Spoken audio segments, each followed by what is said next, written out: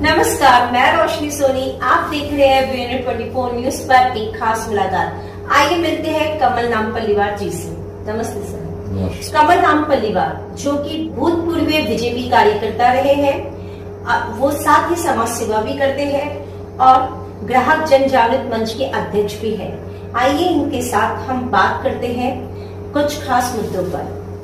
Sir, आप भूतपूर्व कार्यकर्ता भी रहे, आप एक वरिष्ठ नागरिक भी है नागपुर शहर के। आपने पुराना नागपुर शहर देखा है और एक आधुनिक दौर में जो बढ़ता डेवलपमेंट की और नागपुर शहर है वो भी देख रहे हैं। क्या फर्क नजर आता है आपको? पहले में अब में बहुत बड़ा अंतर है। आज नागपुर में फ्लाईओवर, सीमेंट रोड, काफी सौंदर्य और आज मेट्रो के चलने से काफी सुविधा हुई है। तो जो ये डेवलपमेंट है, आप इस डेवलपमेंट के बारे में आपकी क्या राय है? ये डेवलपमेंट कितना सही जा रहा है? देखिए मैडम, डेवलपमेंट तो होना ही चाहिए, परंतु डेवलपमेंट के साथ साथ रोजगार भी चाहिए। अगर हम खुशहाल हैं, हमारे पास रोजगार है, तो डेवलपमेंट भी बहुत अच्छा लगेगा। परंतु डेवलपमेंट के नाम पर हम सिर्फ डेवलपमेंट की तरफ ही ध्यान देते, ये उचित नहीं है। रोजगार तो एक समस्या हमेशा से रही है, तो आपको क्या लगता है कि ये रोजगार बढ़ाने के लिए सरकार ने ही कदम उठाने चाहिए या नागरिक ने खुद भी स्वावलंबी होना चाहिए अपने ही पैर पे? देखिए, बेरोजगारी दूर करने के लिए तो खुद भी अपने पैरों पे खड़े होना चाहिए, परंतु मैं उसमें इतना जरूर बोलना चाहूंगा कि जो डेवलपमेंट के नाम पे हजारों करोड़ रुपए खर्च जहां हो रहे हैं, वहां पे रोजगार की भी अगर सुविधा अगर ये कर दे। रोजगार के लिए हमारे नागपुर शहर के जो जाने माने कौन नहीं है जो दुनिया में जिसको गडकरी साहब को नहीं जानते, परंतु इन्होंने बेरोजगारी की तरफ भी ध्यान देकर और डेवलपमेंट के ऊपर जैसा ध्यान दे रहे वैसी बेरोजगारी पे भी ध्यान देना चाहिए। इंडस्ट्रियल आना चाहिए, बड़े बड़े उद्योग आना चाहिए, ऐसे मतलब उद्योग आने चाहिए जिसमें काफी लोगों को उसके रोजगार उनको मिले। उनकी रोजगार अगर मिल गया तो सब सुविधा मिल गई, घर खुशहाल हो सकता है। सर, अभी बीजेपी सरकार ने जितना भी काम किया है, अभी हमारे एक नए सीएम, नए मुख्यमंत्री बन गए हैं ना, तो एकनाथ शिंदे जी, इनके सीएम बनने के ऊपर आपको क्या लगता है, क्या ये डेवलपमेंट के साथ साथ रोजगार बढ़ाएंगे? अभी तो फिलहाल वहां पे उनका स्वयं का ही, उनकी सरकार वो स्थिर है या नहीं है, इस पे भी बोला नहीं जा सकता है। कारण कि आज की ही न्यूज है नवभारत में कि उद्धव ठाकरे जी ने कहा कि हमारे अब नेता पर सिर्फ हटाया जा रहा है, हम शिवसेना इसको मुख्यमंत्री नहीं मानते। सर, आपका बोलना है कि मुख्यमंत्री चेंज होने वाले हैं?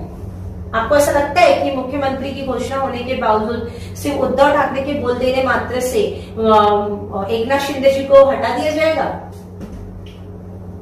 उन्होंने जब आज ही कहा है कि हम नेता पद से हटाते हैं और वो हमारा शिवसेना का मुख्यमंत्री नहीं है, तो आप आगे क्या उम्मीद रखते हैं?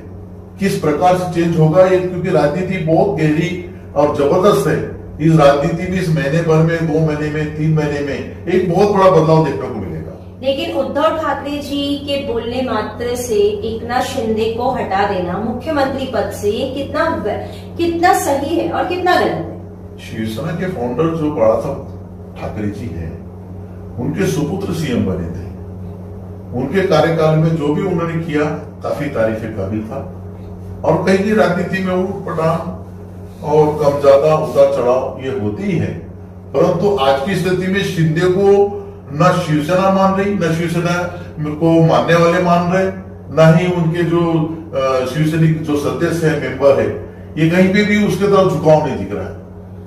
मुंबई शहर और महाराष्ट्र जो कि शिवसेना का राज्य हमेशा से रहा है, शिवसेना का एक छत्र राज हमेशा से महाराष्ट्र पे रहा है, लेकिन ये कब तक चलेगा और ये कितना सही है कि अगर कोई दूसरा इंसान मुख्यमंत्री पद पे आ जाए, कोई दूसरा दावेदार आज बाजी जीत जाता है, तो उद्धव ठाकरे का कहना कि हम इसे मुख्यमंत्री नहीं मानते, हम बदलाव चाहते हैं, तो ये कितना सही है?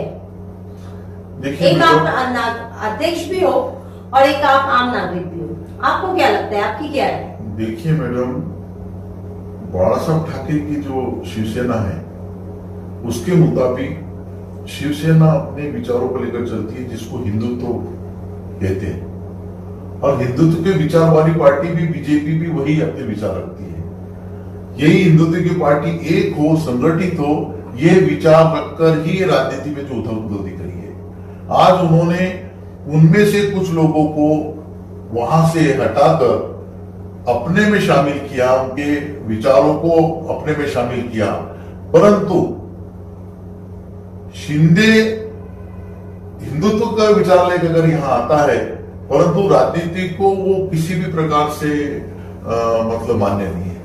आपको क्या ऐसा लगता है क्या एकनाथ शिंदे ईडी के डर से बीजेपी को ज्वाइन कर लिए या बीजेपी के सहयोग में खड़े हो गए आज?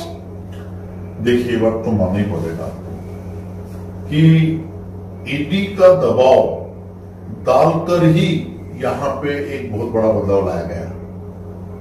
अगर ईडी का दबाव नहीं होता तो ये जो 39 आमदार जो अचानक एक मीटिंग का बहाना बनाकर बॉम्बे में मीटिंग ली गई, जो शिंदे साहब का बंगला है झील के पास, और वहां पे उन्होंने मीटिंग लेकर 39 और अदर 16 जो उन लोगों को लेकर उन्होंने मीटिंग लिया, और वहीं से ही जैसे किडनैप किया जाता है वहां पे बस लगी, बकायदा पुलिस थी, सब था, और उन्होंने सभी को बस में भरकर सीधा सूरत लेके चले गए।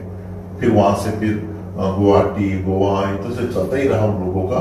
परंतु ईडी का दबाव ये मानना ही पड़ेगा कि बगैर दबाव में इतने लोग के मन में डर जो था वो ईडी का ही था। एक तरफ तो हम ये कहते हैं भारत एक स्वतंत्र नागरिकों का देश है, दूसरी तरफ कहीं ईडी का दबाव, कहीं बालासाहेब ठाकरे के परिवार का दबाव, जो कि बालासाहेब ठाकरे एक माननीय हस्ती है, लेकिन उद्धव ठाकरे जी का भी इस तरीके से अमान्य करना मुख्यमंत्री को, ये भी कहीं सही नहीं है।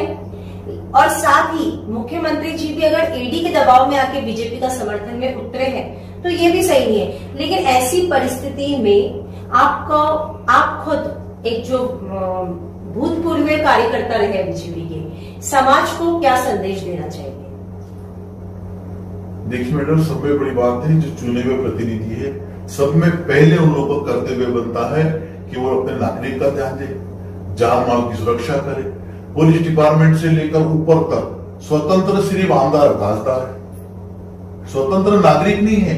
नागरिक तो इतना दबाव में है कि उसको छोटी मोटी समस्या के लिए पुलिस स्टेशन जाता है तो एक अगर ऊपर का फोन जाता है तो समस्या जहां की वहां रह जाती।